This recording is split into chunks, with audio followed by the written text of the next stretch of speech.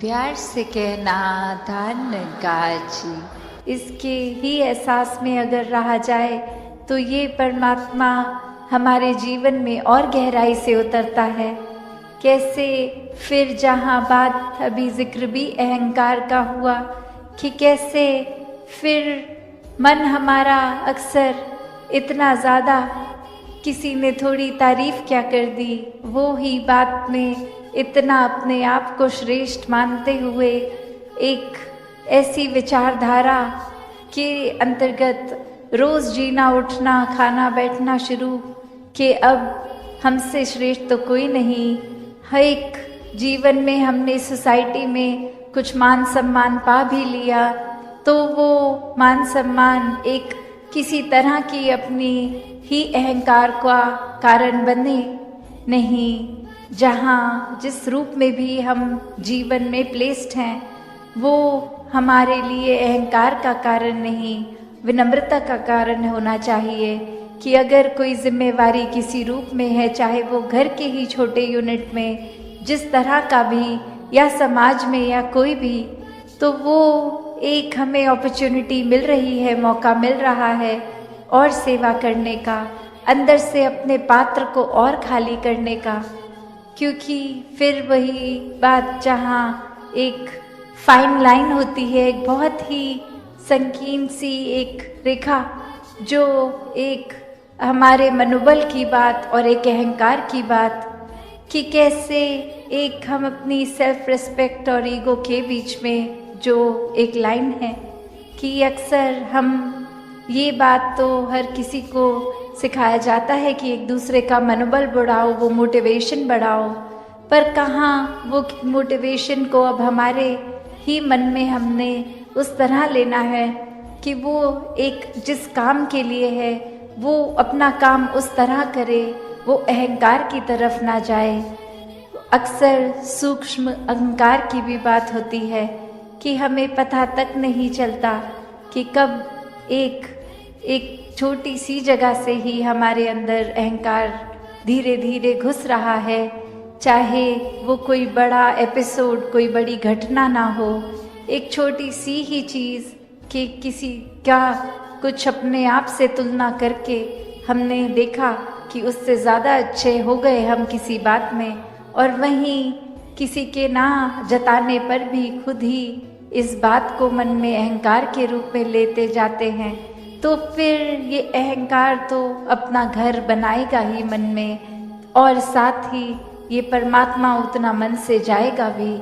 तो हमें किसको टिकाना है किसको नहीं, ये शरीर की भी जब बात हो रही है तो हाँ, ये आत्मा जो है वो ज़्यादा इस शरीर से महत्वपूर्ण उस रूप में तो है, पर ये परमात्मा ने शरीर भी इसलिए दिया है कि हम इसकी देखभाल करते करते सारे अपने रिस्पॉन्सिबिलिटीज़ भी निभाएं। जैसे एक मटका या कोई भी बर्तन ले लें, एक बाहर की सुंदरता से ज़्यादा वो मजबूती इम्पॉर्टेंट होती है कि अंदर उस पात्र में क्या है, वो पानी है या जो भी है, क्या टिकेगा। एक थोड़ा सा भी सुराख हो जाए तो वो पानी तो पात्र में टिकेगा नहीं, बह जाएगा। तो उसी तरह ये तन मन धन के साधन ये निराकार ने तो दिए हैं हमें, पर अब हमें इन साधनों को क्या करना है, सदुपयोग तो करना ही है, पर एक वो जो बात कि कैसे उसका सही इस्तेमाल करते हुए उसकी यूटिलिटी उस तरह से निकाली जाए। तो जहाँ ये शरीर भी दिया है जिसमें एक इतनी कैपेसिटी, एक कैपेबिलिटी है, उसको पूरी तरह तो जीना है, एक संत मति के अनुसार पर जीना है। तो दासी और समय ना लेके इन्हीं शब्दों से अरदास निराकार से सभी के लिए कि दातार कृपा करे। जो बातें अक्सर हमें सुनने में इतनी बार सुन लेते हैं तो लगता है कहीं उनकी इम्पोर्टेंस ख़त्म हो रही है, चाहे वो सेवा, सुमिरन और सत्संग ये 3 शब्द, पर ये सिर्फ शब्द नहीं है, वो सेवा का भाव अंदर से, वो सुमिरन रूप एक लगाव, एक एहसास, एक कम्युनिकेशन इस निराकार से, एक सत्संग में भी सिर्फ आके बैठ के जाने वाली बात नहीं। हर एक के जीवन से अपने जीवन को और सुनहरा बनाएं। ये सब ही जो परमात्मा ने एक संत रूप बात करनी है कि हमें ये अब जो स्थिर चीज़ मिल गई है, जो कभी एक सब किसी भी सिचुएशन में अपनी जगह से नहीं हिलती, तो हम फिर वो एक मजबूती का और सहारा लेते चलते जाते हैं और हमारा मन भी और सहारा पक्का करके एक विश्वास और बढ़ाकर फिर हमारे जीवन में ऐसे भी कोई कर्म नहीं हो पाते जो अपने लिए भी नुकसानदायक हों और औरों के लिए भी नुकसानदायक हों। इसको हम हर पल अपने जहन में, अपने ऐसे कर्मों में, अपने भावों में पल पल वो हमें पता भी नहीं लगता कि जिस तरह सांस लेना होता है उसके लिए कोई खास समय अलग से नहीं निकलता, कुछ भी करते हुए हम वो श्वास लेते हैं, वैसे ही ये निरंकार का एहसास हमारे मुख से उस तरह कभी तो शब्द रूप में भी सिमरन निकलता है और कभी अगर कोई अन्य काम में व्यस्त हो तो भी वो एक लिप जुड़ी जिसको बोलते हैं निरंकार के साथ। तो जब वो हो वहां पे हम रहे पूरे समय, तो दिन में कुछ भी करते चले जाएं पर लगातार एक चीज एक कांस्टेंट रहती है, वो है कि ये निरंकार का एहसास। तो जब तक हम वो सिमरन रूप में अपना नाता निरंकार से और गहरा करते जाएं, जितना अधिक से अधिक हो सके मन में भी करें और बोल से भी सिमरन करें, ताकि वही बात कि ये निरंकार ही है जो सही मायने में सब कुछ है और बिना उसके कुछ भी नहीं, और वो खुद भी सब कुछ होते हुए ना उस तरह दिखता है पर फिर भी इतने गुण बिल्कुल निर्गुण होते हुए भी। तो हमें भी ये सब ज्यादा से ज्यादा ऐसे कोशिश करनी है कि हम बिल्कुल वही गुणों को अपने जीवन में उतार पाए, उसी तरह अपने जीवन को चला पाए जिस तरह युगों युगों ने संतों ने चाहा है कि एक कर्म हमारे ऐसे बनते जाएं, एक ऐसा हमारे दिल से दिल का रिश्ता इस निरंकार प्रभु परमात्मा से जुड़े। ये जो एका है ये निरंकार की तरफ इशारा करते हुए कि जो भी पूर्ण गुरसिक होंगे, जिनको ये ब्रह्म ज्ञान की दात प्राप्त हो गई और उसके बाद वो अपने अहंकार को तज के ये उस तरह एक सिर्फ इस एक ही के साथ ही जुड़ा हो, चाहे वो किसी भी भाव से हम लेते हो, जो अपनी श्रद्धा से जो भी बुलाना चाहे, तो उसके साथ जब तक जुड़े हैं इसका एहसास करते हुए तो ही सब कुछ है। नहीं तो वो एहसास जिस पर खो दिया समझो वो जीवन काल वहीं थम गया, या फिर वो भी नहीं पता लगता कि कब वो पतन की ओर एक हमारे सोच विचार बन जाते हैं। तो हमें किस तरह ये अपने अंदर और मेहनत करनी है कि बस ये एक जो है इसी के साथ और जुड़ते चले जाएं, इसी के साथ अपना हर पल इस तरह बिताएं कि जैसे एक मछली होती है जब उसको पानी से बाहर निकाल दिया जाता है तो कैसे तड़पती है, वैसे ही जिस पल हमें इस निरंकार का चेता भूले उसी समय ये तड़प अंदर से अपने आप वो लिप वापस जोड़ दे। तो इस तरह कोशिश करके अपने जीवन को हम एक उस तरह ढालें कि किसने हमें, जहाँ ये निरंकार प्रभु परमात्मा जो अंगसंग है, सदा है, कायम है और उसको ना कोई काट सकता है ना उसको कोई गीला कर सकता है, एक ऐसा परमात्मा जो शुरू से था और अंत तक है और उसका कोई अंत ही नहीं है। तो वैसे ही हमें भी उसके साथ जुड़ते हुए अपने जीवन को भी और सुधारना चाहिए है। तो उसी भाव से जब एक मर्यादित रूप में सत्संग होती है और सारी वो बातें सबकी सुनी जाती हैं तो अपना मन जहाँ हमारा और साफ होता जाता है, जीवन में अच्छे गुण आते रहते हैं और उसी तरह हम एक और खूबसूरत ये इंसान बनते हैं। हम खुद भी इस मिशन के साथ जब जुड़े हैं तो ये निरंकारी मिशन का हम एक एक व्यक्ति, हम यहाँ एक एक महापुरुष अपने जीवन को उस तरह सुधार के रखे कि एक समाज में भी अगर कहीं जाएं तो सबके मन में यही लगे कि इस व्यक्ति के जैसे बनना है, इसके पास एक ऐसी दात है जो उसको एक हमेशा बाकियों से अलग दिखाती है। तो इस तरह हमारे कर्म ही जब वो प्रचार का रूप ले ले, हमारी भाषा ही प्रचार का रूप ले ले, हमारे सोच ही प्रचार का रूप ले ले, तो फिर हमारा ये जीवन काल जब तक है और उसके बाद जैसे लोक सुखी परलोक सुहेला, तो किस तरह ये जीवन भी जीते हुए हमने जहाँ वो ह्यूमन वैल्यूज को रखना है, एकत्व, भाईचारा, मिलवर्तन, करुणा, दया, ऐसे अनगिनत जो भी है वो तो रखकर अपने जीवन में हर पल जीवन को जीना है। और उसके बाद ये ब्रह्म ज्ञान जो इस जीवन काल में हमें मिल गया है, वो दात को हमें हर पल ऐसे याद रखना है कि कभी भी अगर अंत समय हो तो वो दात हमें हमसे छिन ना जाए। उसको निरंकार को ऐसे संभालते हुए हर पल निरंकार का एहसास रखना है। और उसके बाद सिर्फ वही एक दात है। और यहाँ पे भी जो सत्संग के दौरान भी हमने सुना, चाहे वो छोटे बच्चे की ज़बान से हो, चाहे बुजुर्गों के, चाहे वो कोई भी तरह का सहारा लिया हो, स्पीच का, गीत का, कविता का, तो सबने एक ही बात दोहराई कि ये जो मिशन हमें क्या शिक्षा दे रहा है, ये ईश्वर परमात्मा पर निरंकार ये हमारे लिए क्या अहमता जीवन में रखते हैं। और हालांकि ये भी उस तरह से देखा जाए तो हम अगर सिमरन कर रहे हैं और निरंकार प्रभु परमात्मा को याद कर रहे हैं, तो उसका उद्देश्य क्या है कि निरंकार को तो कोई फर्क नहीं पड़ेगा कि हम अगर निरंकार को याद रख रहे हैं कि नहीं, पर हमें अपनी इस जीवन काल में किस तरह जीना है वो अगर नज़रिए से देखें तो हम सही रास्ते पे हैं कि गलत, वो जो हमारा एक है मेजरमेंट लेने का कि किस तरफ है हम, उसको अगर तोलना हो तो यही पता लगता है कि अगर हम सिमरन करके कोई भी कार्य का डिसीजन ले रहे हों तो हमें अपने आप पता लग जाएगा कि अगर मन में वो कार्य करने का समझ में आता है कि गिल्ट, अपने आप को बहुत ही कोई ऐसा काम करने के प्रति एक मन को हम पुश करते हैं कि उससे हमें शायद लगता है हम बहादुर हैं। तो असली बहादुरी क्या है? ये असली बहादुरी तो वही कि जो भी सत्य है उसको समझ के, उसको एक हकीकत को जानने के बाद आंख ना बंद करना कि ये संसार में आए हैं तो मौत भी निश्चित है।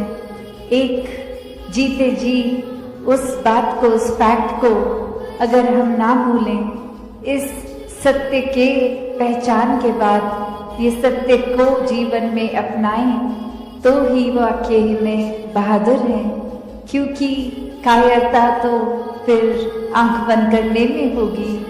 एक जैसे हम अक्सर सुनते भी हैं उदाहरण कि एक सामने अगर कोई, हम किसी से बात करते वक्त कह देते हैं कि सामने अगर शेर खड़ा है तो आंख बंद कर लेंगे तो वो चला नहीं जाएगा सामने से। तो कायरता और बहादुरी ये पहलू जीवन में देखें तो वही कि एक जीवन में समाप्त होना है और जीते जी एक अनेकों रंग की जिंदगी दिखाती है, एक हर एक स्थिति में अलग महसूस कराती है। तो क्या सिर्फ मन की ये फीलिंग्स पे या इमोशंस पे या मन के एक उतार चढ़ाव को ही हम अगर हकीकत मान लेंगे तो स्थिर नहीं हो पाएंगे। एक सदैव के लिए स्थिरता, सहजता चाहिए, तो इस सत्य के साथ ही जुड़ना होगा।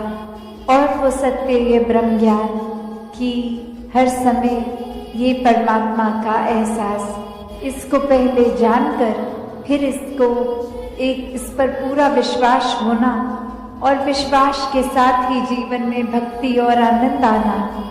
कैसे फिर जीवन में इस प्रभु के प्रति वो प्रेमा भक्ति की अवस्था एक हमेशा के लिए। फिर कोई भक्ति में ये नहीं कहा जाता कि दुनियावी काम छोड़ दो, एक जो भी एक साधन है जीविका कमाने का उसको त्याग दो, कहीं दूर चले जाओ, एकांत में चले जाओ। नहीं, एक एकांत में एक समाज से कट के उस तरह भक्ति नहीं, समाज घर परिवार में रह के भक्ति करना। हर एक परमात्मा की रचना, हर एक इंसान चाहे वो घर के मेंबर्स हों या फिर कोई दोस्त या फिर कोई अजनबी, तो कैसे हर एक में जहाँ परमात्मा है, हर एक में उस परमात्मा का वास है, तो ये परमात्मा हर एक में देखा जा सकता है। तो वो उससे इसकी दूरी ये तय हो जाती है जब साक्षात ब्रह्म ज्ञान द्वारा ये परमात्मा दिखता है, फिर वो कण कण में दिखता है। फिर ये परमात्मा एक हर समय की सच्चाई बन जाती है। बाकी दुनियावी सच्चाइयाँ तो बदलती रहती हैं, कोई भी ऐसी चीज़ नहीं जो सदैव की सच्चाई हो। एक शरीर को भी हम ले तो ये भी बदल जाता है, हमारे सोच ख्याल को ले ये भी बदल जाते हैं। कोई भी तत्व ले लें वो भी अपना रूप बदल लेता है।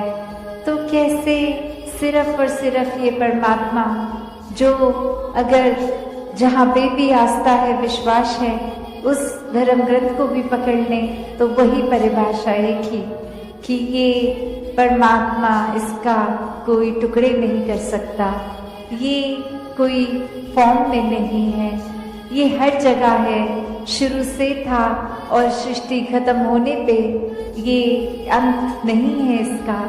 कैसे ये कोई भी चीज़ से एक कम ज़्यादा नहीं किया जा सकता। तो जो ये सच्चाई को पहचान लेता है, वाक्य में वो अपनी हकीकत भी पहचान लेता है कि एक शरीर से जुड़ी हुई एक शॉर्ट टर्म, एक छोटे, एक कुछ सालों के लिए कम समय की एक सच्चाई नहीं, पर सदैव रहने वाली सच्चाई। कैसे फिर मन परिस्थितियों के साथ एंग्शियस नहीं होता, एक मन में ऐसे ख्याल नहीं आते जो बेचैन कर देते हैं, क्योंकि सब में ही ये परमात्मा का हाथ एक आशीर्वाद रूप ही दिखता है कि अभी अगर ये परिस्थिति आई है तो हमें इस परिस्थिति से क्या सीखना है, हमें अपना कॉन्डक्ट कैसे रखना है। तो हर किसी चीज़ में जब एक हम कण कण से शिक्षा ले लेते हैं तो वाकई ही परमात्मा का एहसास कण कण में हुए, और ये एहसास कोई भी चीज़ से हो सकता है। तो एक बार जब इस परमात्मा से जुड़ गए ब्रह्म ज्ञान द्वारा, तो फिर दुनिया की कोई भी चीज़ फिर एक डामाडोल नहीं करती। फिर सिर्फ एक हम उस चीज़ के मोहताज नहीं रह जाते कि जब जब जीवन में हमारे हिसाब से जीवन चल रहा है तब तो परमात्मा है, वरना एक नहीं कोई हमारे मुताबिक चीज़ चली तो परमात्मा को ही कोसते चले गए। परमात्मा से ये मन की एक शक की बात कि परमात्मा हो भी कि नहीं हो, अगर हो तो हमारी क्यों नहीं सुनते हो, एक हमारे ही शरीर में क्यों तकलीफ दी, एक हमें ही कोई धनहीन क्यों रखा, एक हमें ही ऐसी परेशानियां जीवन के इतने पड़ाव पे इतनी लगातार क्यों दी। भक्त तो जानते हैं कि परमात्मा का होना ही सच्चाई है, परमात्मा द्वारा हर पल जीवन का ये प्रसाद रूप है। इसको अब कैसे निभाना है वो हम पे है, एक हमारी चेतनता उसको प्रयोग में लाना है कि कैसे एक कर्म जहाँ करने की आज़ादी है वहाँ किस तरह चुनाव करना है कि किस समय में कौन से कर्मों को करना है। और उत्तर बहुत ही सरल कि हम कर्म भी वो करते हैं जो हमारी सोच बन जाती है, जो चरित्र बन जाता है, जो बोली भाषा जैसी बन जाती है। तो बात वही कि जब ये परमात्मा को ही मन में बसाएंगे तो हर पल इसी का शुक्राना होगा, इसी का एहसास होगा और इसी परमात्मा के ऊपर जीवन आधारित होगा, तो कर्म भी बहुत पावन बन जाएंगे। एक पूरी दुनिया के लिए एक दिल से सेवा होगी, एक पूरी दुनिया के लिए जीवन बीतेंगे, सिर्फ एक अपने लिए सेल्फिश होके, खुदगर्ज होके नहीं, पर वाक्य में एक पूरे संसार के कल्याण के लिए हमारा जीवन होगा। तो एक बालक बालिका के जीवन में ग्रोथ की बात होती है, वहाँ पे एक अच्छी तहजीब के साथ साथ ये एक अंदर से स्पिरिचुअलिटी की भी बात की जाती है। ये चाहे इस निराकार को देखकर मन में पहले बसाया जाए, इससे प्रेम किया जाए, तो ऐसा ही भाव संतों ने भी हमेशा समझाया कि कैसे अपने जीवन में हर समय ये कोई भी कार्य करते हुए ये भक्ति उस समय भी की जा सकती है जब कोई काम किया जाता है। ये प्रेम भी हर समय, ये प्यार भी किया जाता है तो भी वही एहसास मन में रहता है कि परमात्मा जब कण कण में है, हर एक में है, तो ये प्यार भी अपने आप स्वाभाविक हो जाता है हर पल में होने के लिए। और अगर किसी पल में भी हमें वो चिड़चिड़ापन, वो बेचैनी का एहसास है, तो वो समय है जहाँ हमें अपने अंदर झांक के देखना है कि अगर ऐसा महसूस हो रहा है तो ये हमारे अंदर का प्रेम, ये सहनशीलता, फिर इसके साथ प्यार के बंधन में रहेंगे, एक इसको हर समय महसूस करते हुए, एहसास करते हुए रहेंगे, तो फिर ये जीवन वाकई ही कोई भी परिस्थिति का मोहताज नहीं है। फिर तो हर समय ये आनंद, ये सुकून ही जीवन में है, ये शांति, ये कामनेस, ये ब्लिस, हर समय एक यही एहसास। फिर चाहे तन स्वस्थ हो या अस्वस्थ, एक ये सुकून मन का वैसा ही कायम दायम रहेगा। तो ऐसा जीवन संतों ने समझाया है कि ऐसा जीवन जीना एक पॉसिबल है, हर एक के लिए ऐसा जीवन जीना एक मुनासिब है। तो कैसे इसको जिए? तो बात वही कि परमात्मा से जुड़ के हर समय के सुकून में रहें। और अब अगर आगे सोचें कि ये ब्रह्म ज्ञान भी जीवन में आ गया, एक निराकार के एहसास में भी रहने लगे, सेवा सुमिरन सत्संग भी करने लगे, पर एक मन का बदलाव अगर नहीं है तो फिर ये ज्ञान भी मन में नहीं टिकता। और मन से जुड़ी हुई जो पहली चीज आती है वो अहंकार तजना, वो एक समर्पित भाव, मन को एक अपने होने के इस एहसास से हटना होगा और इस परमात्मा के लिए हर हमेशा अर्पित रहना है, एक सेवा में अर्पित रहना है। तो ये सुकून यहाँ समर्पित होने के बाद जो मिलता है, तो कैसे समर्पण के साथ सुकून। तो अपने जीवन में जहाँ हम समर्पण की बात करते हैं, तो ये समर्पण कैसा समर्पण है? एक समर्पण सिर्फ ये तो नहीं कि कभी अक्सर जीवन में हम देख लेते हैं, हम कह देते हैं कि हमसे कोई सीनियर है, वो कुछ ऑर्डर्स दे रहे हैं और हम करते चले जा रहे हैं। अक्सर किसी ना किसी प्रोफेशन में देखा है, ऑफिसेज में या किसी भी सर्विस में, तो एक सीनियर का ऑर्डर मान लेना या फिर कोई अथॉरिटेटिव पर्सन, कोई टीचर, कोई और इस तरह से जो हम पे कोई बात करते हैं और वो मान लेना, वो अक्सर ये रूप उसका समर्पण का नहीं बन पाता, क्योंकि ये रूप तो वो डर से है कि वो जो कह रहे हैं वो करना ही होगा, वरना नौकरी से निकाल दिए जाएंगे, वरना फिर कोई और इस बात की रेपरकशन हो सकती है। तो एक वो बात मानना वो हर प्रोफेशन में हो जाता है, पर मन वहां समर्पित नहीं होता, वो किसी भय के कारण या किसी और अन्य कारण से समर्पण होता है। तो यहाँ समर्पण होना मतलब एक दिल में प्रेम को रखते हुए प्रेम से समर्पित होना, ये प्यार से अपने आप को खोकर सिर्फ इस परमात्मा का होकर ये समर्पित भाव मन का अगर इस तरह का समर्पण है तो वो मुबारक समर्पण है।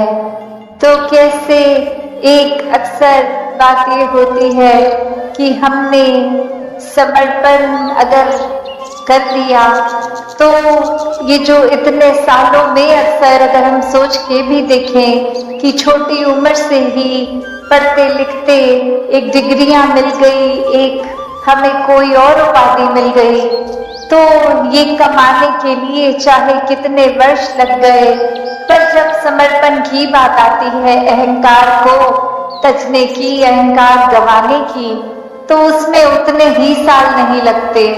ये तो एक पल में ही समर्पण हो जाता है। जैसे ही ये मन समझ लेता है कि ये शरीर मैं नहीं हूँ, ये आत्मा का असली रूप परमात्मा है और शरीर ने तो अपनी यात्रा कुछ सालों में करके इसका एक विनाश हो जाना है, तो कैसे ये समर्पित जीवन जिया जाए जब तक जीवन है। तो बात वही एक कहानी के साथ तास अपनी रखना चाहेगी कि एक बार एक गुरु के पास शिष्य आता है जो काफी सालों के बाद, और आते ही अपने गुरु के आगे 1000 सोने की गिनिया दे देता है और ये कहता है कि इतने वर्ष मैंने काम काज किया और बात मन में यही आती रही कि आपके सामने आशीर्वाद लेंगे जब 1000 गिनिया पूरी हो जाएंगी, और आज ये बोरी भर के आपके पास ये समर्पित करने के लिए आए हैं और आप इसको कबूल कीजिए। वही वो गुरु वो लेकर सामान अपने शिष्य से कहता है कि ठीक है, तुमने ये दी, मैंने स्वीकार करी, और अब ये जो सामने नदी बह रही है, सारी की सारी ये गिनिया उस पानी में बहा दो। और अब वो शिष्य के मन में सवाल कि क्या ये एक क्या ही बात हुई, इतनी मेहनत जो करी कि गुरु को देंगे, और अब वो दे भी दिया, तो उसके बाद वो इसको अपने पास नहीं रख रहे हैं, वो इसको नदी में बहाने को कह रहे हैं। तो वही वो सवाल कि क्या फिर वो समर्पण था कि अगर एक क्या होगा अब उस वस्तु का, जिस तरह हम देना चाह रहे थे वो उस तरह अपनाई नहीं गई, उसको साथ तो कुछ और ही करने को कह दिया। तो वही ये ख्याल जहाँ उस शिष्य को आया, और फिर वो अपने मन पे किसी तरह काबू करके, क्योंकि अब गुरु ने कहा था तो वो फॉलो करने के लिए किसी भी सोच विचार के साथ चला तो गया नदी किनारे कि ठीक है, अब कहा है तो ऐसा ही करना होगा। और वहीं काफी देर हो गई और अब गुरु भी इंतजार कर रहा है कि ये इतनी देर से लौट के नहीं आया, इतनी देर क्यों लग रही है वो उसको वो सिक्के नदी में बहाने के लिए। तो फिर वो गुरु ही खुद उस नदी किनारे जाते हैं और क्या देखते हैं कि वो शिष्य एक एक करके सिक्के को फेंक रहा है, जिसकी वजह से वो बहुत ही देर लग रही है। वो एक बार फिर गुरु समझाते हैं कि ये समर्पण करना है तो इतनी देर क्यों लग रही है, समर्पण तो एक साथ ही किया जा सकता है, पूरी की बोरी को एक साथ ही नदी में बहाया जा सकता था, तो एक एक करके क्यों इतनी देर लगा कि क्यों।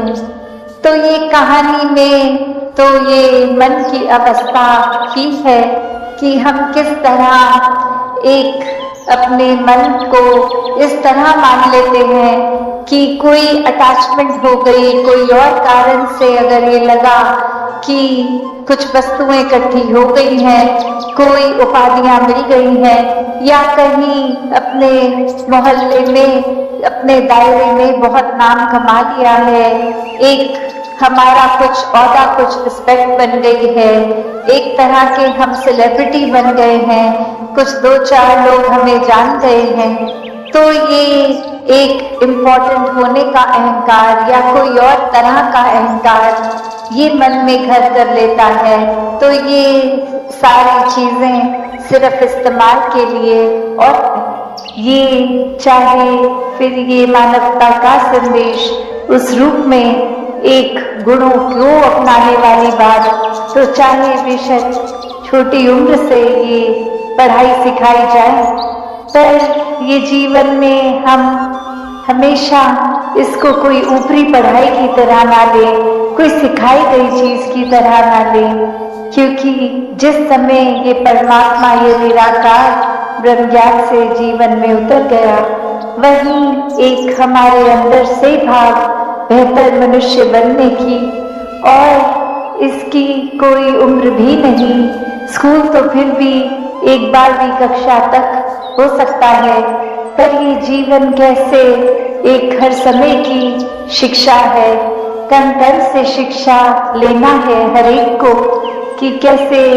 एक ये भाव भी, अक्सर जो बात अहंकार की आती है वहाँ ये बात भी होती है कि जब किसी ने मान लिया कि सब कुछ तो हमें आता है, मैं हर चीज बखूबी करता हूँ, तो कोई भी चीज, नई चीज या कोई पुरानी चीज को ठीक तरीके से सीखने की ये इच्छा कि इसको सीखा जाए, ये अहंकार की वजह से संभव नहीं हो पाता। तो कैसे अपने जीवन में जहाँ हर कोई ताउम्र छात्र रूप भी बना रहे, एक वो सीखना तो है, पर क्या सीखना है उस पे गौर करें, क्योंकि पूरा दिन अगर हम देखें तो ये आंखें भी, ये कान भी, ये जबान भी, ये बुद्धि से भी हर तरह की ये जो हमें इनपुट्स मिल रहे हैं, तो क्या हर एक चीज सीख लेना समझदारी है? एक भलाई उसमें है क्या? नहीं।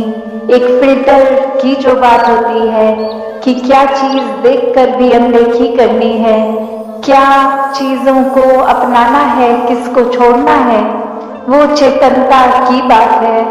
और ये चेतनता ब्रह्म ज्ञान से जहाँ एक आत्महत्या के जीवन में, एक ये स्पिरिचुअल लाइफ में, तो हर समय ये बहुत ही अच्छा माध्यम ये टूल।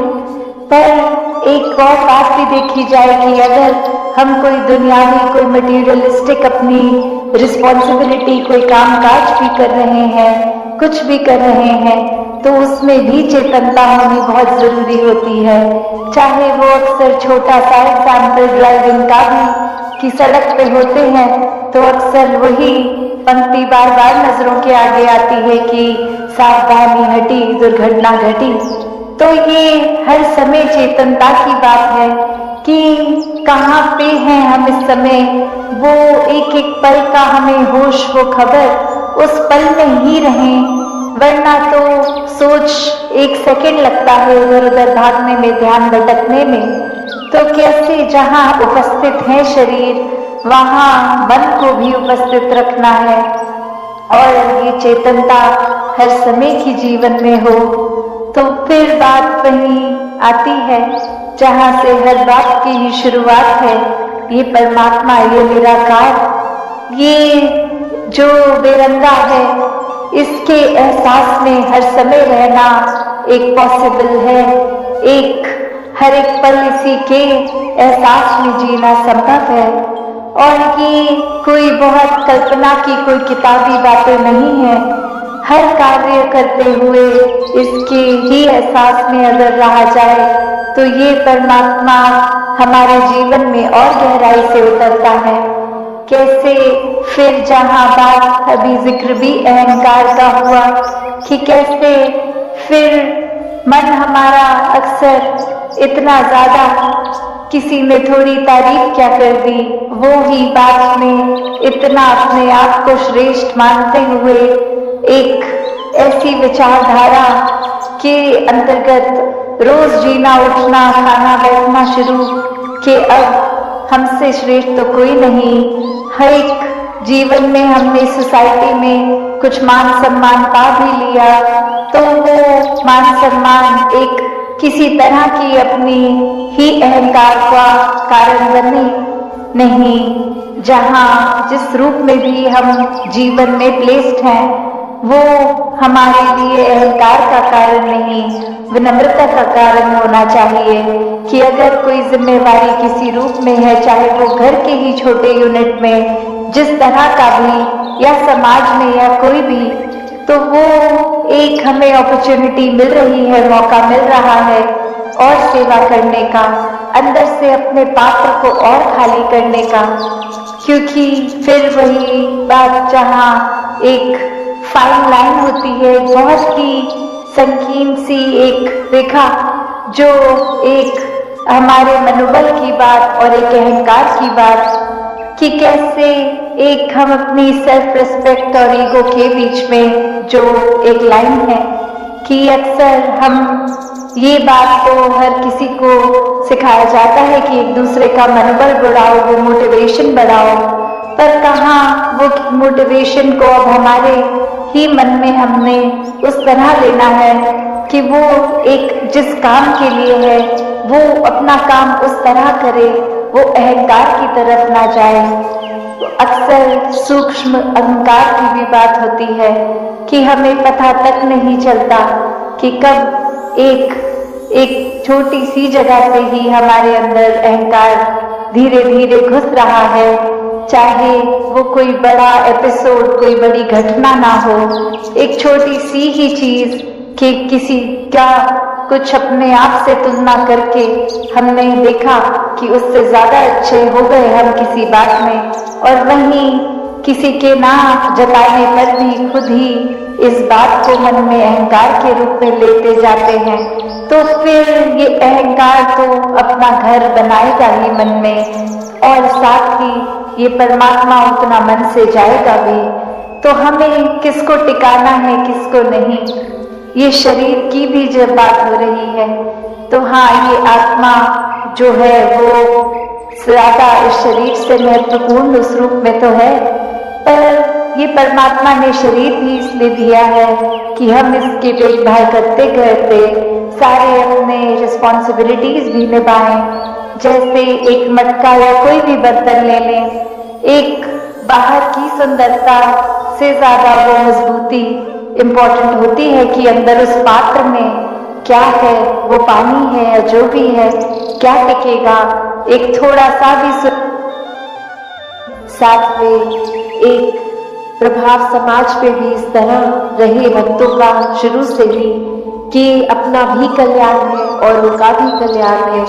कोई भी काम भक्त किसी भी समय एक सेल्फिश होके सिर्फ अपने लिए नहीं करते। भक्तों को तो यही मन में होता है कि हर एक के दिल में ठंडक पहुंचे, हर एक के दिल में एक आराम हो, हर किसी के लिए एक भाव शुद्ध, हर एक कोई परमात्मा का ही रूप तो बहुत ही पूजनीय। किसी को भी भक्तों ने कभी चोट नहीं पहुंचाई और हमेशा भाव बन के ऐसे ही रहे कि अगर किसी को किसी तरह का दुख तकलीफ है भी तो कैसे वो दूर की जाए। और सबसे बड़ा जो परोपकार भक्तों का रहता है वो यही रहता है कि परमात्मा हमारे जीवन में आया है, हर एक के जीवन में आए। जो अभी तक इस परमात्मा को देखे नहीं है, जिन्होंने अभी तक ब्रह्म ज्ञान नहीं लिया, वो भी कैसे अपने जीवन में एक रोशनी हर समय फैला सकते हैं। क्योंकि ये टेम्पररी अगर हम बात करते हैं तो कोई भी चीज हमें कुछ देर के लिए, अगर अभी डे टाइम है तो कुछ घंटों बाद अंधेरा हो जाएगा, नाइट हो जाएगी। तो ये रोशनी इस तरह तो दिख रहा है अभी सब कुछ, पर ये हमेशा की नहीं है। पर जो परमात्मा है, ये सच है, ये ट्रूथ है, ये ओमनी प्रेजेंट, ये निराकार, ये हर समय की सच्चाई है, हर समय की रोशनी है। भक्तों ने यही समझाया है कि जितना ज्यादा इस परमात्मा के साथ मन को जोड़ेंगे, इसके एहसास में रहेंगे, हर काम में इसको शामिल करेंगे, तो फिर एक ये मन डावाडोल नहीं होता, मन में कोई उदासी कोई खुशी के भाव अपना प्रभाव असर नहीं छोड़ते, क्योंकि प्राथमिकता इस मन ने परमात्मा को बना लिया है। और फिर ये प्रायोरिटी बेस जब इस परमात्मा को ही हर समय दिमाग में दिल में रखते हैं, तो बाकी चीजों का असर उस तरह नहीं होता कि कोई अगर बिजनेस में नुकसान है तो एक डिप्रेशन की ओर मन जा रहा है, या फिर कुछ इतनी उपलब्धि मिल गई, अचीवमेंट मिल गई कि इतनी खुशी कि औरों के बारे में फिर सोचना ही छोड़ दिया, खुद में इतनी ईगो ले आए, एक अपने आप को बहुत ही इम्पोर्टेंट बना दिया। तो बात वही कि कैसे हर एक में, जहाँ हर किसी ने इस परमात्मा को देखना है, हर एक के अंदर वो कैपेसिटी है, वो पोटेंशियल है कि कैसे इस परमात्मा के सारे गुण, हम चाहे एक मनुष्य के शरीर में है पर परमात्मा जैसे दैवीय गुणों से हम युक्त हो सकते हैं, ह्यूमन राइट्स से युक्त हो सकते हैं। ये मन में कंपैशन, काइंडनेस, दया, क्षमाशील होना, एक मन में प्यार का भाव, प्रेम का भाव, ये लव, ये सरेंडर, ये ब्रॉड माइंडेड होना, हर एक को एक्सेप्ट करना, हर किसी के लिए वही भाव हो कि ये इंसान से बहुत कुछ हमें सीखने को मिल सकता है। दिल कारण ना ढूंढे कि कैसे किसी से भी नफरत की जाए, हर किसी से फिर वही बात जो अभी सत्संग में भी हम सुन रहे थे कि एकत्व जब इस्टेब्लिश हो जाता है, वननेस स्थापित हो जाता है, तो वो वननेस कोई उस बात की बात नहीं है कि हर कोई एक जैसा दिखे। एक फिजिकली तो हर किसी के शक्ल, आकार, फीचर्स एक बहुत ही अलग है। कोई किसी रीजन के होते हैं तो एक ज्योग्राफिकली रहने की वजह से उस तरह एक कल्चर और अपीयरेंस से खाना पीना वैसा हो जाता है, और दूसरे कहीं देश में, किसी और राज्य में, अपने देश में भी हो तो वो एक अपीयरेंस वाइज तो अलग हो सकते हैं। बट जो अभी कॉमन थ्रेड की भी बात हो रही थी कि ये परमात्मा ही है जो जहाँ पूरे ब्रह्मांड में है, एक वो कनेक्शन हमारी इस परमात्मा से जब है तो संसार के हर इंसान से हर कोई अपना है, हर एक में परमात्मा का वास। तो कैसे जब इस परमात्मा से प्यार हो जाता है, इस परमात्मा के अलावा फिर और कुछ दिखता ही नहीं है, हर एक में ही दिखता है, तो फिर ये भाव वही आ जाते हैं कि ये संसार बहुत ही सुंदर है, हर किसी में बहुत कुछ सीखने के लिए है, और किसी की फिर बात दिल पे चोट नहीं देती, क्योंकि फिर वही लगता है कि कोई वजह होगी, किसी का दिन अच्छा नहीं जा रहा होगा, शायद किसी की तबीयत नहीं ठीक कि इतनी इरिटेशन हो रही है, इतना तंग हो रहे हैं कि कुछ खराब हमें बोल रहे हैं।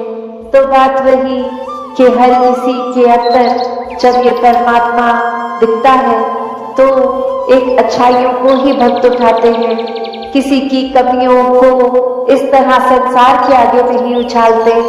एक दिल में अगर वाकई ही एक कंसर्न है उस इंसान के लिए, तो उस इंसान को डायरेक्टली जाके उसके पीठ पीछे एक बैड राइटिंग नहीं, उसको सामने जाकर बोला जाता है कि ये जो आपने बात कही वो ठीक नहीं थी, इसमें अगर आप सुधार कर लें तो वाकई ही आपका सुधार हो जाएगा, अगर आप अपने थोड़ा बिहेवियर चेंज लेके आएंगे।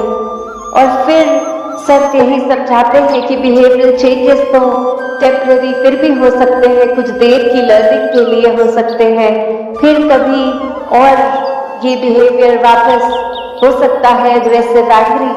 तो फिर कैसे हर समय के लिए एक मन को शांत रखना है, शीतल रखना है, मन में सहजता रखनी है, मन में सुकून का भाव रखना है, तो इस परमात्मा से ही जुड़ना होगा, क्योंकि इस परमात्मा को दिल में बसाएंगे तो मन में ये सारे इमोशंस ठीक तरह से काम आएंगे। जैसे एक आग का एग्जाम्पल होता है फायर का, तो उसका काम तो जलाना है, पर कैसे हम अगर वो आग के ऊपर कोई तवा रख देते हैं तो वो उसको रोटी बनाने के भी फिर वो आग ही काम आती है। वो हीट अगर बहुत ठंडा दिन है तो कैसे एक फायर प्लेस में डाल देते हैं, एक बॉनफायर करके, उससे हमें आराम ही मिलता है। तो कैसे ये जहाँ एक गुस्से की, एक एंगर की भी बात है, उसको भी अगर चैनलाइज किया जाए ठीक तरह से, तो सारे ही मन के इमोशंस ये बहुत ही उपयोगी भी हो जाते हैं। हमेशा सिर्फ एक नुकसान का ही नहीं इमोशन एक रास्ता लेता। तो कैसे अपने आप को अगर सही तरीके से रखना है, सही रास्ते पे रखना है, सही सोच, सही दिल के भाव, सही बातचीत के लिए वो शब्दों का प्रयोग मन में हर एक को एक आराम देने के भाव से किया जाए, तो फिर एक सामने वाले का भी हम वो सुधार कर लेते हैं। शुरुआत चाहे अपने आप से ही करनी है, पर फिर भी अगर किसी की कोई एक बात ठीक नहीं, तो उसको बहुत आराम से करने करके एक वो अटेन जो करना है, जो अचीव करना है, वो चेंज भी सामने वाले में दिखेगा। तो कैसे हर एक के लिए संतों ने हमेशा एक बहुत ही दिल से एक प्रयत्न किया कि जहाँ ये आत्मा का कल्याण हो, ये आत्मा का इस परमात्मा से मिलन होता है, तो एक वाकई ये जो हम हर जगह सुनते आए हैं कि ये इतनी योनियों के बाद मनुष्य योनि भी मिली, और अब इस मनुष्य योनि में ही जीते जी इस परमात्मा की प्राप्ति है। और अगर कोई उस आइडियोलॉजी से सहमत नहीं भी है, सिर्फ इसी जीवन को अपनी फर्स्ट लाइफ की तरह भी देखे, तो भी कितना कुछ है जो जीवन का समय, कितना टाइम है जो हमें मिला है, इतने साल मिले हैं, उसको हमने कैसे जीना है, उसको हमने किस तरह पॉजिटिवली, कंस्ट्रक्टिवली हर समय को जीना है। तो हमें कोई कुल्हाड़ी या कुछ पकड़ना है तो पूरी मुट्ठी का काम उससे आता है। अगर हमें भोजन करना है तो हमारी 3 उंगलियों का ही काम आता है। अगर हमें फोन पे, टच स्क्रीन पे मैसेज करना है तो वो सिर्फ अंगूठे से ही काम हो जाता है। तो हर चीज, हर उंगली, हर कार्य एक अलग महत्वता है हर उंगली की। तो किसी ने अपने हाथ में ये हमें कहा नहीं कि देखो हमारा काम तुमसे ज्यादा इम्पोर्टेंट है। तो कैसे हम फिर भी एक कलाई से निकलते हुए ये जो भिन्न भिन्न दिखने वाली उंगलियां हैं हमारे हाथ में, ये जब एकत्व की तरह इकट्ठे एक हाथ में रह सकती हैं, दूसरे को कोई नीचा नहीं दिखाती, फिर भी जो अपना काम है वो पूरी ईमानदारी से करते हैं। तो ऐसे हम ये मनुष्य का शरीर जो हमारा है, तो फिर भी हमारे अंदर वो मनुष्य वाले, मानव वाले गुण क्यों नहीं बच पाते? क्यों हम फिर भी, क्योंकि दूसरा हमसे एक हमारे जैसा नहीं, उससे भेदभाव मन में नफरतें ला जाते हैं? क्यों हम एक सामने वाले व्यक्ति को ऐसे पूजनीय तरीके से नहीं देख पाते, उसकी मिनट मिनट में कोशिश करते हैं कि किसी तरह हम दुनिया के आगे उसकी बेइज्जती कर दें, किस तरह हम उसका इस तरह मजाक उड़ाएं कि अगला रोने को मजबूर हो जाए। तो ऐसे भाव हमारे मन में क्यों है? हम इस तरह उस व्यक्ति के अंदर, उसके दिल में ये परमात्मा जो बसा है, उसमें हम चोट क्यों पहुंचाते हैं? तो हम अगर यही बात रखें कि किसी ने अपनी, सबकी जो भी इम्पोर्टेंस है वो तो हर एक का कार्य, हर एक को यूनिक है, ये परमात्मा ने हर एक को बनाया है, हर एक की शक्ल अलग दूसरे से है। हालांकि ये जो फिंगरप्रिंट्स की भी बात आती है कि किसी का एक अंगूठे का निशान दूसरे से नहीं मिलता, परमात्मा ने तो हमें इतना खूबसूरत, इतना हमारे अंदर अलग अलग गुण बसाए हैं, तो फिर हम हर एक के उन गुणों को गुणों की तरह ही देखें, उससे नफरत करने के लिए, उससे कोई वैर विरोध की मन में भावना रखने के लिए उसको उस तरह देखे या नीचा नहीं देखे। कि कैसे धरती तो परमात्मा ने इतनी सुंदर बनाई है, इतना कुछ है जो हमको कार्य में उपयोग की तरह आता है, धरती से ही निकला हुआ, और फिर भी हम इंसान ये धरती को उजाड़ने चले हैं। और उजाड़ा भी हमने कैसे है कि हमारे ये मन से ही ये नफरत की बात जब आई, हमारे मन में अच्छे गुणों की बजाय जब हमने ये बुरी बातों पे ध्यान ज़्यादा डालना शुरू किया, तो ये बुरी चीज़ें हमारे मन में, दिमाग में, व्यवहार में इस तरह हावी हो गई कि वो चीज़ें हमारे कर्मों के अंदर अब इस तरह निकलने लगी कि आपस में हमने सिर्फ जहाँ मन में नफरत थी तो अब वो कर्म से, अपने हाथों से लड़ाई झगड़ा भी करना शुरू कर दिया। और कैसे ये चाहे परमात्मा ने धरती तो इतनी सुंदर बनाई, हमने कैसे इसका दुरुपयोग कर दिया, जहाँ हमारे को पेड़ देखे, कुछ भी देखे जो इतने फलदायी हैं, या कैसा पानी नदियों का साफ अच्छा पीने के लिए इंसान का है, तो हमने जहाँ वो पेड़ भी काटने शुरू कर दिए, वो नदी में कचरा डाल के वो पानी पीने लायक भी नहीं छोड़ा। ऐसा कुछ भी अगर इस धरती का हम ये जो नेचर की तरफ से एक सौगात की तरह, एक गिफ्ट की तरह चीज मिली, तो कैसे हमने उसी को एक गलत रास्ते पे ले गए और हम कैसे उसको अपने सिर्फ हित देखकर और दूसरे की भलाई ना देख के सब उसमें उजाड़ने लग गए। और जो ये मानवीय गुण हमारे अंदर है, हमने तो वो भी नहीं देखा कि हम किस तरह किसी से व्यवहार कर रहे हैं। हम अब उसको अगर अच्छी तरह नहीं एक कंसिडर कर पा रहे दूसरे को, तो हमारा कोई ये भी हक नहीं कि उसको चोट पहुंचाए। तो यही बात आ रही है कि सिर्फ ये परमात्मा ने तो अपनी तरफ से हमको इतनी अच्छी से अच्छी चीज़, हर कोई चीज़ अगर हम अपनी निजी जिंदगी में भी देखें कि चाहे हमारी आर्थिक स्थिति जो भी है, हमें घर मिला है, परिवार का प्यार मिला है, इतना सुंदर संसार हमारा उस घर के अंदर है, फिर भी हम आपस के मन मुटाव की बात करें, आपस में परिवार के कुछ हम 3-4 मेंबर्स भी अगर आपस में लड़ने लग गए, आपस में ही हम परिवार होने के बावजूद मन में नफरत रख पड़े, तो फिर ये इतनी सुंदर संसार जो हमें मिला है, या यही बात समाज पे वैलिड है, या जहाँ पे भी हम उठते बैठते हैं काम पे, तो वही चीज कि हम अगर अपने मन में दूसरे के लिए दया नहीं रखेंगे, करुणा नहीं रखेंगे, किसी ने कुछ ऊंच नीच हमसे बोल दी तो आगे से लड़ झगड़ लेंगे, और ना कि अपने मन को विशाल हमें जो बनाना चाहिए उसको हम तवज्जो नहीं देते कि मन को कैसे अपना बड़ा करें, दूसरे ने कह दिया तो कह दिया, अपना हम उसमें क्रोध क्यों अंदर लाएं, अपना हम उससे बदले की भावना क्यों लाएं। तो हमने जहाँ ये संसार इतना खूबसूरत है, वहाँ हमारी वजह से इस संसार में कोई बदसूरती ना आ जाए, हमारे कर्मों से हमारी जिंदगी खुश भी हो सकती है, और हमने अगर ऐसा कोई कार्य कर दिया जो हम अपना भी नुकसान करें, औरों का भी और इस प्रकृति का भी, तो हमें बहुत ही ये चेतनता हम सबके अंदर है, उस चेतनता का प्रयोग करना है। इस ब्रह्म ज्ञान जहाँ हमारे जीवन में ये रोशनी का कार्य कर रहा है, इस निरंकार प्रभु परमात्मा का जो एहसास कि हमारे अंदर हर कोई जीता जाए, सात संगत जी तान नंकाज। सत्संग जी, प्रेम से कहना, आज यहाँ सत्संग के दौरान निरंतर प्रभु का जिक्र, परमात्मा का जिक्र, सत्य का जिक्र हुआ। अनेक रूपों से इस एक की बात को कहा गया, ये आवाज दी गई कि ये एक को जानकर सही मायनों में एक हुआ जा सकता है।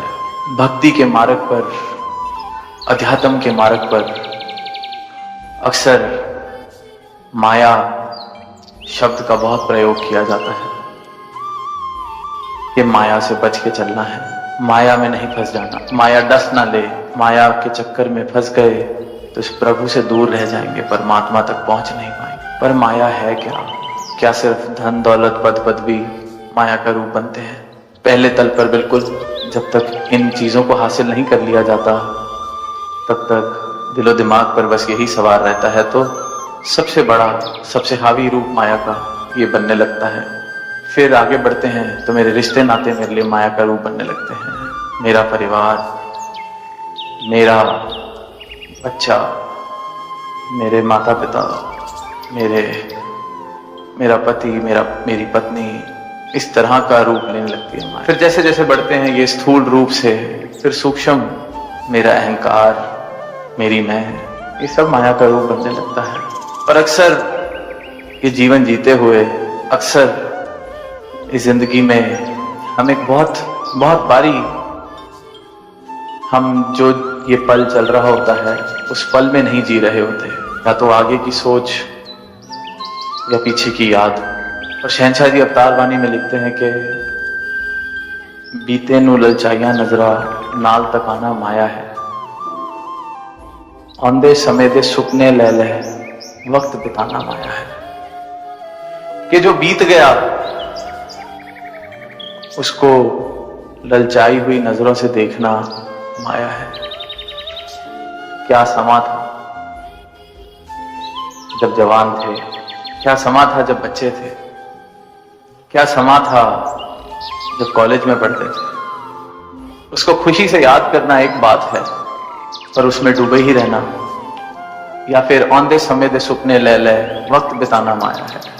कि कल आएगा तो ये हो जाएगा, ये कर देंगे, वो कर देंगे, दुनिया हासिल कर ले, औंदे समय दे सुपने ले ले। और जागृत अवस्था में इंसान अगर बैठा हो तो देखेगा कि शायद आधी से ज्यादा जिंदगी अपनी या औंदे समय दे सुपने ले ले या बीते नू ललचाइया नजरा नाल, इन दो अवस्थाओं में ही बीतती ही रहती है।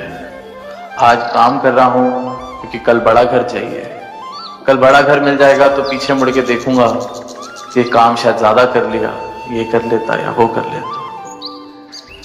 तो ये माया इंसान की अपनी बनाई हुई, और इंसान को पता ही नहीं चलता कि ये भी एक माया का रूप। बखूबी हम पढ़ते हैं, कहते हैं, लिखते हैं, सुनते हैं कि माया का जब जोर जहां होता है वहां परमात्मा नहीं टिक सकता, नहीं हो सकता। हमें लगता है कि हमने धन दौलत के पीछे भागना छोड़ दिया है तो हम शायद परमात्मा के निकट आ गए हैं।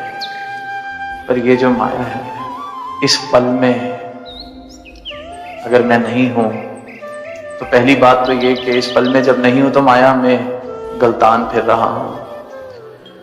और फिर दूसरी बात कि इस पल में अगर हूं भी तो इस पल में कर क्या रहा हूं? क्या इस पल में इस प्रभु की जानकारी है मुझे? क्या इस पल में प्रभु का एहसास है? क्या इस पल में सत्य का एहसास है? क्योंकि निरंकार परमात्मा सत्य अगर इस पल में मेरे पास है तो वाकई मेरे पास है। कल था इससे कोई फर्क नहीं पड़ता, कल होगा इससे भी कोई फर्क नहीं पड़ता। आज इस पल में, इसके एहसास में, इसकी भक्ति में अगर मैं हूं तो जीवन भक्ति भरा है। ये पल अगर भक्ति भरा है तो जीवन भक्ति भरा है। ये पल अगर प्रेम से सराबोर है तो जीवन प्रेम से सराबोर है। अक्सर देखते हैं, कभी टीवी पे क्रिकेट देख रहे हो या कोई भी स्पोर्ट देख रहे हो, किसी के रिकॉर्ड्स कितने ही अच्छे हों, पर जिस दिन हम मैच देख रहे हैं उस मैच में उसने अगर परफॉर्म ठीक से नहीं किया तो उस दिन ऐसे लगता है कि इसको खेलना ही नहीं आता। पूरी जिंदगी खेल खेल के जिसने अपनी लाइफ बना ली हो, जिस दिन हमने मैच देखा और उसको देखना था उस दिन उसने नहीं खेला तो इसको खेलना ही नहीं आता, इसको छोड़ देना चाहिए। और फिर वो अगले मैच में रन मार दे और हम ना देख रहे हो, हमें कोई फर्क ही नहीं पड़ता। आगे पीछे से इस पल जो हो रहा है, that is the only thing that matters. This present moment is the only thing that matters.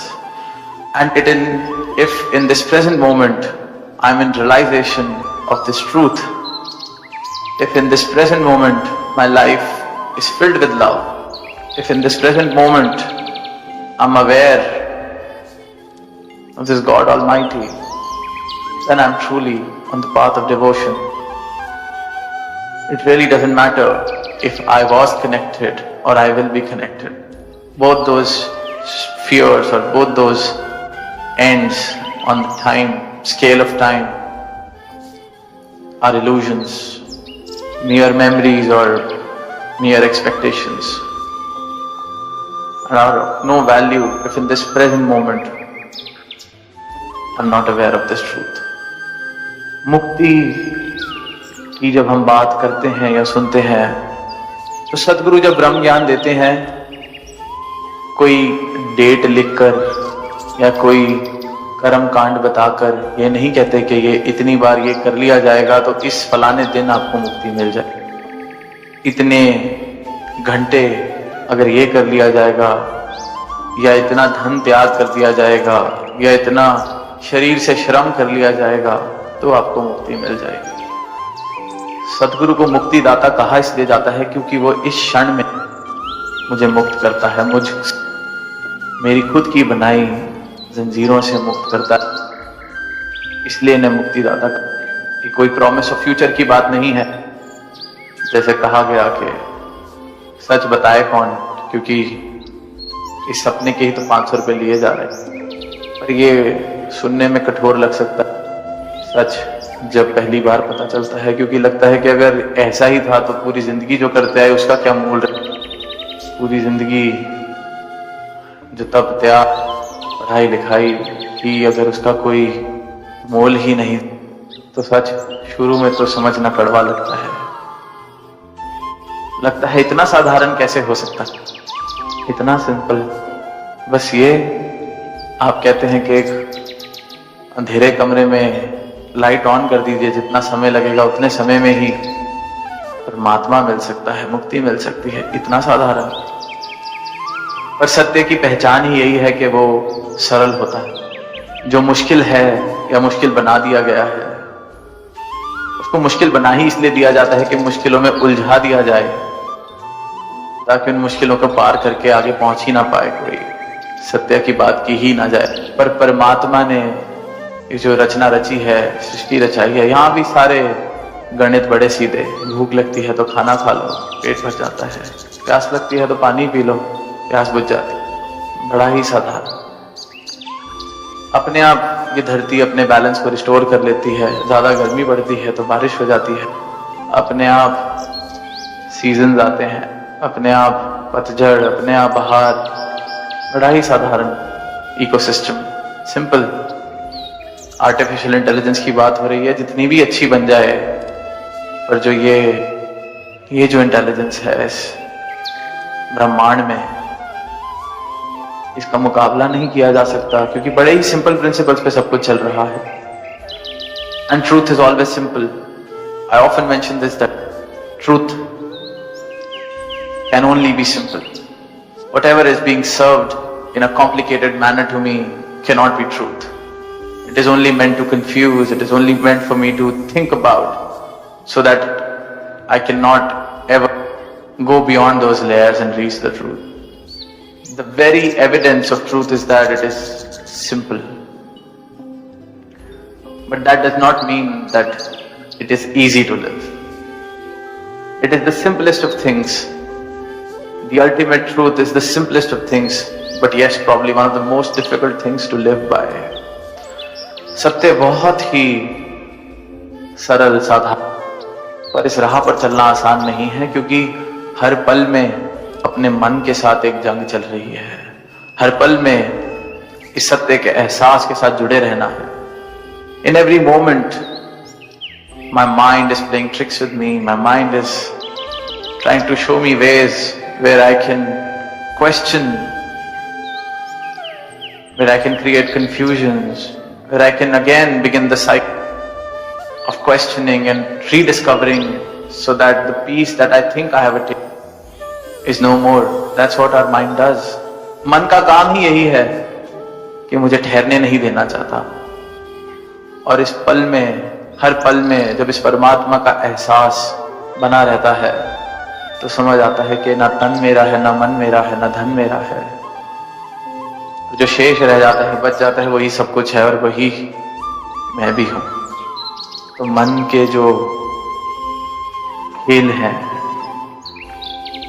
इसी प्रकार चलते रहते हैं। सीधे सीधे रस्तों पे मुश्किलें खड़ी कर देना, या सीधे रस्तों पर उंगलियां उठा देना कि ये इतना सीधा हो कैसे। एक शायर की पंक्तियां दास कई बार दोहराता है कि तुम जमाने की राह से आए वरना सीधा था रास्ता, कि तुम ही जमाने की राह में भटकते रहे रास्ता तो बहुत सीधा था दिल का। और सतगुरु भी यही, परमात्मा भी यही कह रहा है हर एक इंसान से कि कहां कर्म कांडों के रास्ते में, कहां इधर उधर के कामों में, तप त्यागों में, बहुत ही सीधा रास्ता है। क्यों उलझना पसंद है? उलझना इसलिए पसंद है कि अहंकार को अच्छा लगता है, बताने में मजा आता है कि कुछ हासिल किया है तो मेहनत करके किया है, किसी की कृपा से नहीं। इतने साल उपवास किया है, इतने साल परिवार से दूर रहे हैं, इतने साल रोज सुबह उठकर ये किया है, तो जाके ये उपलब्धि हासिल हुई है। पर जिस उपलब्धि को हासिल करके अगर ऐसे भाव आ रहे हैं तो वो भी दुनिया की किसी उपलब्धि के बराबर ही है। चाहे क्षेत्र हम उसको अध्यात्म कह ले, अपने मन को बताने के लिए, अपने आप को बताने के लिए, पर वो उपलब्धि अगर मेरे अहंकार को ही विस्तार दे रही है तो वो परमात्मा नहीं है। क्योंकि परमात्मा के लिए लिखा गया है गुरु प्रसाद, कृपा है, मेरी कोई पात्रता नहीं। जिस दिन इस बात पे जीवन खड़ा उतरने लगता है कि मैं तो कुछ नहीं, जब मैं इस रूप में समर्पित होने लगती है, उसी क्षण परमात्मा मेरे जीवन में प्रवेश करने लगता। उसी क्षण आगे और पीछे से मुक्त होके इस पल में आनंद महसूस में करने लगता। और यही कृपा, यही प्रसाद सदगुरु हर एक मानव को देने के लिए स्थान स्थान पर जा रहे हैं। ये आवाज दे रहे हैं कि एक को जानो और एक हो जाओ, खुद से एक हो जाओ। खुद से एक हो गए तो बाकी सारा एकत्व अपने आप ही बन जाएगा।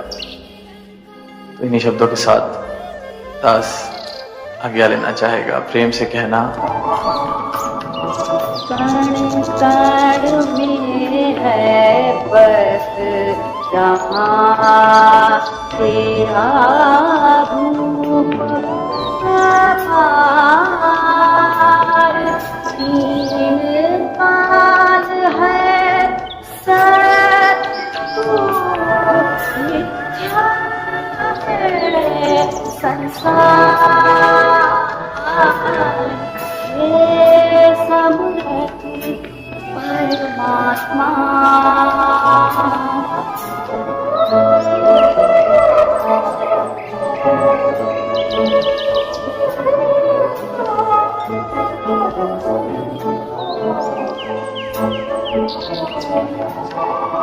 घट घट वासी हे प्रभु अविनाशी करता, दया से तेरी हो सभी भगवान से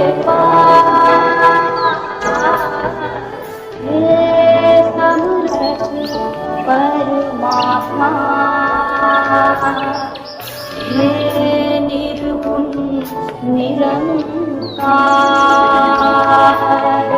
तू करता है जगत का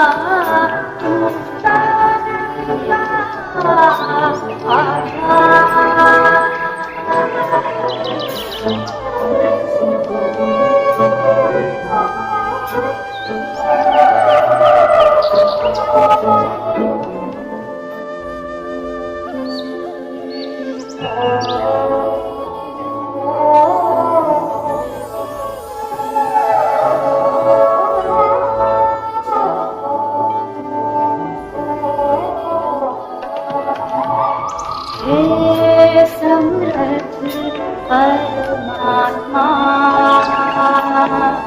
हे निर्गुण निरंकार, तू करता है जगत का आधार, हे अमृत परमात्मा।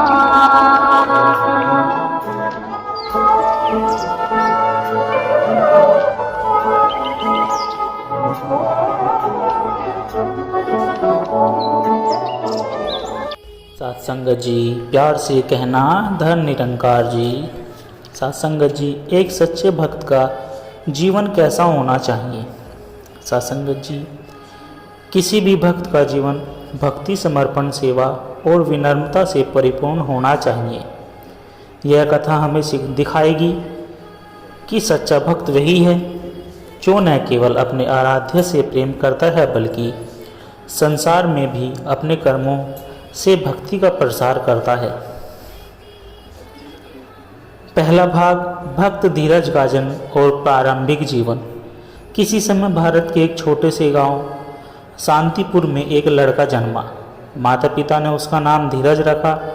वह जन्म से ही सरल और धार्मिक प्रवृत्ति का था। उसके घर में भक्ति का वातावरण था और उसकी माँ भगवान विष्णु की परम उपासक थी। धीरज का बचपन गांव के अन्य बच्चों से अलग था। जहां अन्य बच्चे खेल कूद में मस्त रहते, वहीं वह मंदिर जाता, संत महात्माओं की सेवा करता और भजन कीर्तन में मन लगाता। उसके मन में हमेशा यह सवाल रहता, सच्ची भक्ति क्या है? एक दिन गांव में एक संत आए। धीरज ने उनसे पूछा, गुरुदेव, क्या केवल मंदिर जाना ही भक्ति है? संत मुस्कुराए और बोले, भक्ति केवल भगवान की मूर्ति की पूजा तक सीमित नहीं होती। सच्ची भक्ति वह है जिसमें प्रेम, सेवा और समर्पण हो। यह सुनकर धीरज ने निश्चय किया कि वह केवल पूजा तक सीमित नहीं रहेगा बल्कि अपने जीवन को भक्ति और सेवा में अर्पित करेगा। दूसरा भाग, भक्ति का मार्ग चुनना। जैसे जैसे धीरज बड़ा हुआ, उसकी भक्ति और गहरी होती गई। अब वह केवल मंदिर में भजन कीर्तन ही नहीं करता बल्कि गरीबों की मदद भी करता, बीमारों की सेवा करता और अशिक्षित बच्चों को पढ़ाता। एक दिन गांव में अकाल पड़ा। लोग भूखे प्यासे थे। धीरज ने अपने घर का अन्न निकालकर जरूरतमंदों में बांट दिया। माता पिता ने पूछा, बेटा, अगर तुम सारा अन्न बांट दोगे तो हम क्या खाएंगे? धीरज बोला, माँ, भगवान अपने भक्तों की भूख मिटा सकते हैं लेकिन ज़रूरतमंदों को हमारी ज़रूरत है। कुछ ही समय बाद चमत्कार हुआ। गांव में बादल छाए और मूसलाधार बारिश हुई। खेतों में हरियाली आ गई और अकाल समाप्त हो गया। गांव के लोग धीरज को देवता समान मानने लगे, लेकिन वह हमेशा कहता, मैं केवल भगवान का दास हूँ। एक बार गांव के राजा को धीरज के चमत्कारी कार्यों के बारे में पता चला। उन्होंने उसे अपने दरबार में बुलाया और कहा, धीरज, तुम एक महान व्यक्ति हो, मैं तुम्हें मंत्री बनाना चाहता हूँ। धीरज ने विनम्रता से उत्तर दिया, महाराज, मैं कोई महान व्यक्ति नहीं, सिर्फ भगवान का भक्त हूँ। मैं सत्ता और धन का लोभ नहीं रखता, कृपया मुझे सेवा करने दे। राजा ने उसकी भक्ति की परीक्षा लेने के लिए उसे जंगल में भेज दिया। वहाँ धीरज को एक घायल सिंह मिला। वह बिना डरे उसके पास गया और घावों पर औषधि लगाई। कुछ ही दिनों में सिंह ठीक हो गया और अपने झुंड में लौट गया। यह देखकर राजा को विश्वास हो गया कि धीरज की भक्ति सच्ची है। समय बीतता गया और धीरज की ख्याति दूर दूर तक फैल गई, लेकिन उसने कभी अहंकार नहीं किया। एक दिन एक गरीब वृद्धा उसके पास आई और बोली, बेटा, भगवान मेरे दुख दूर क्यों नहीं करते? धीरज मुस्कुराया और बोला, माँ, भगवान कभी किसी का दुख नहीं चाहते, लेकिन वे हमें परीक्षा देते हैं ताकि हम और मजबूत बने। उसने वृद्धा की सेवा की और कुछ ही दिनों में वह फिर से स्वस्थ हो गई। इससे गांव के लोगों को यह सीख मिली कि भक्ति केवल भगवान की पूजा करना नहीं बल्कि ज़रूरतमंदों की मदद करना भी है। अब धीरज वृद्ध हो चुका था, लेकिन उसकी भक्ति जरा भी कम नहीं हुई थी। एक दिन उसे दर्शन देने स्वयं भगवान विष्णु प्रकट हुए। उन्होंने कहा, धीरज, तुमने सच्ची भक्ति का अर्थ समझ लिया है। तुम्हारी निस्वार्थ सेवा और प्रेम के कारण मैं तुम्हें मोक्ष प्रदान करता हूँ। धीरज हाथ जोड़कर बोला, प्रभु, मुझे मोक्ष नहीं चाहिए, मुझे तो बस यही वरदान दे कि मैं हर जन्म में आपकी सेवा कर सकूं और लोगों की भलाई कर सकूं। भगवान मुस्कुराए और बोले, तथास्तु। और इस प्रकार धीरज ने अपने जीवन में सच्ची भक्ति को सिद्ध कर दिया। इस कथा से सत्संगत जी, इस कथा से हमें यह सीख मिलती है कि भक्ति केवल मूर्ति पूजन तक सीमित नहीं, बल्कि सेवा, प्रेम और दया में निहित है। सच्चे भक्त को धन, पद और यश या लोभ नहीं होता। भगवान हमेशा अपने सच्चे भक्त की रक्षा करते हैं और उनकी परीक्षा भी लेते हैं। सेवा और परोपकार ही सच्ची भक्ति के मार्ग है। इस कथा को सुनने के बाद हमें यह समझना चाहिए कि सच्ची भक्ति का अर्थ केवल मंदिर में पूजा करना नहीं, बल्कि ज़रूरतमंदों की मदद करना, अहंकार से दूर रहना और अपने कर्मों से भगवान को प्रसन्न करना है। सत्संगत जी, सत्संग के प्रभाव से मनुष्य की बुरी आदतें, अहंकार, लोभ, क्रोध और मोह धीरे धीरे समाप्त हो जाते हैं। जैसे कोयले की धूल में लिपटा लोहे का टुकड़ा आग में डालने पर चमकने लगता है, वैसे ही बुरे संस्कारों से घिरा हुआ मनुष्य सत्संग की अग्नि में तपकर पवित्र और तेजस्वी बन जाता है। सत्संग से मनुष्य के भीतर प्रेम, दया, करुणा, सेवा, संयम और सत्यता के गुण विकसित होते हैं। जो व्यक्ति कभी लालच, ईर्ष्या और क्रोध से ग्रसित रहता था, सत्संग में जाने के बाद उसमें प्रेम, क्षमा और सहानुभूति जागृत होने लगती है। सांसारिक वस्तुएं क्षणिक सुख देती है, लेकिन सत्संग हमेशा आत्मिक सुख प्रदान करता है। जब हम संतों के वचनों को सुनते हैं, ईश्वर की महिमा का गुणगान करते हैं, तो हमारे भीतर शांति और संतोष का भाव जागृत होता है। यह सुख संसार के किसी भी भौतिक सुख से श्रेष्ठ होता है। जैसे गंदे जल में धीरे धीरे स्वच्छ जल डालते रहने से जल निर्मल हो जाता है, वैसे ही सत्संग रूपी अमृत से मन की सारी बुराइयां दूर हो जाती है। एक साधारण मनुष्य भी संतों के संग में आकर पावन और दिव्य बन सकता है। सत्संग के माध्यम से हमें धर्म, सदाचार और आध्यात्मिक ज्ञान प्राप्त होता है। हमें यह समझ आता है कि मानव जीवन का उद्देश्य केवल भोग विलासा नहीं, बल्कि ईश्वर की भक्ति और सद्कर्मों से आत्मोन्नति करना है।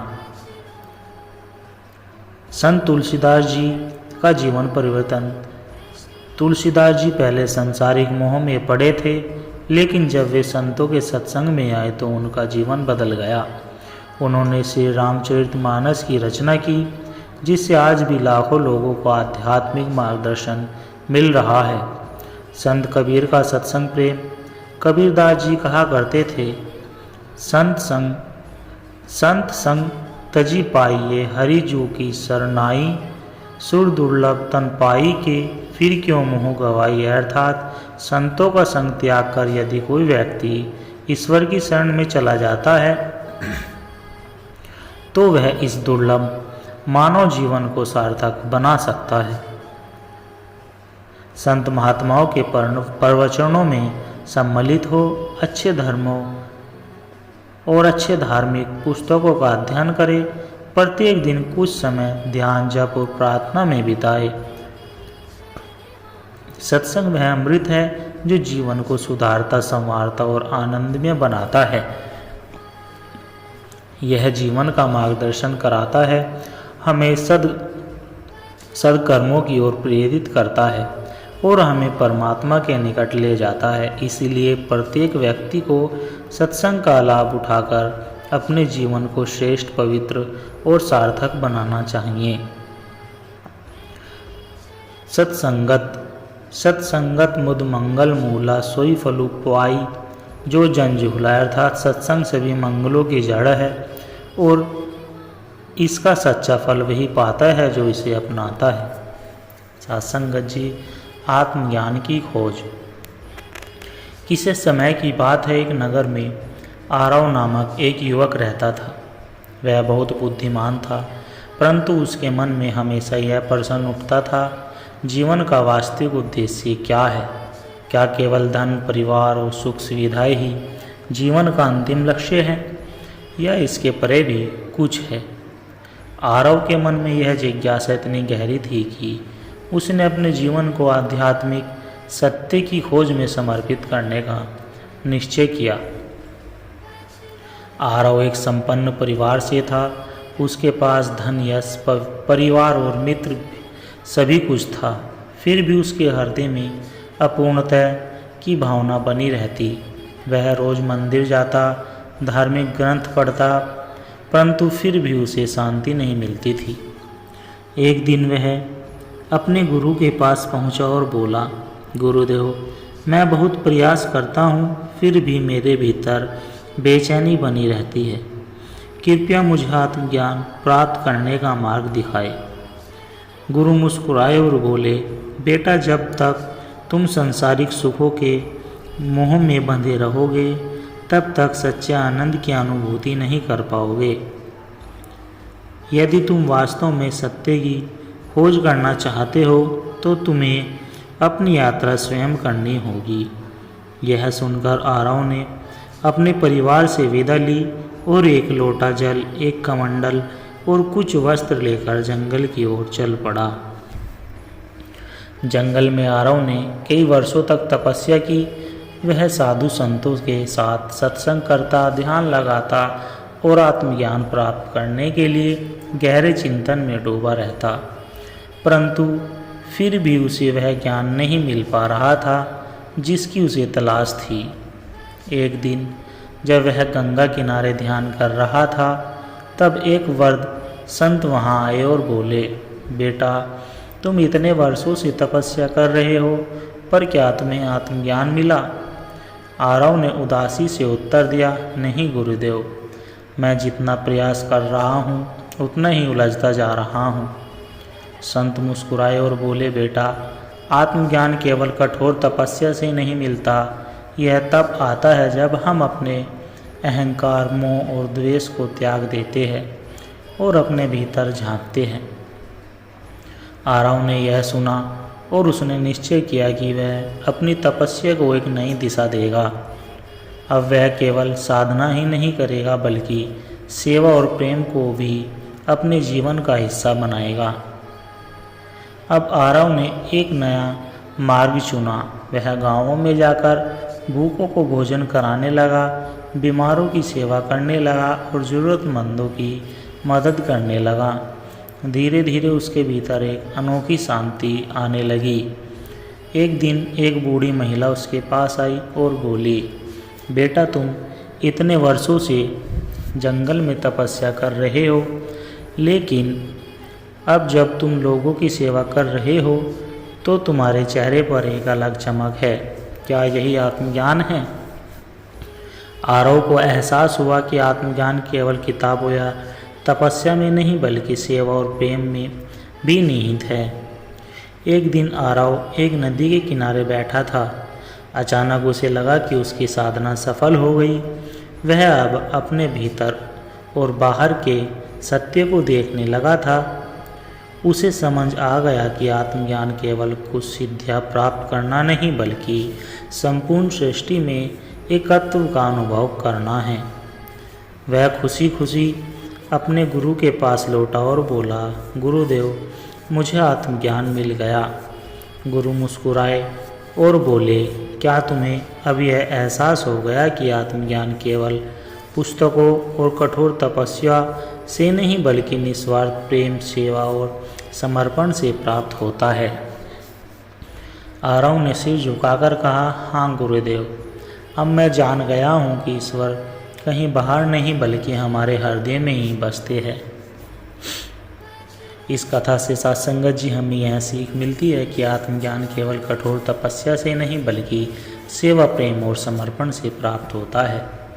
जब तक अहंकार रहेगा तब तक सच्चा ज्ञान प्राप्त नहीं हो सकता। संसार से भागना नहीं बल्कि उसे समझकर उसमें रहकर सही मार्ग चुनना आवश्यक है। ईश्वर की खोज मंदिरों, जंगलों में नहीं बल्कि अपने भीतर ही करनी चाहिए। इस कथा से हमें यह समझने को मिलता है कि सच्चा आत्मज्ञान केवल ज्ञान प्राप्त करने से नहीं बल्कि उसे जीवन में जीने से है। जब हम दूसरों की सेवा करते हैं, निस्वार्थ प्रेम करते हैं और अपने भीतर झांकते हैं, तभी हमें परम शांति और सच्चे आनंद की प्राप्ति होती है। सत्संगत जी, आप सभी को विचार अच्छे लगे हो तो लाइक, कमेंट, शेयर और हमारे चैनल को सब्सक्राइब कर दे और दास को आशीर्वाद दे कि हर रोज़ दास आप जी के चरणों में ऐसे ही आध्यात्मिक और सत्संग विचार लेकर आता रहे।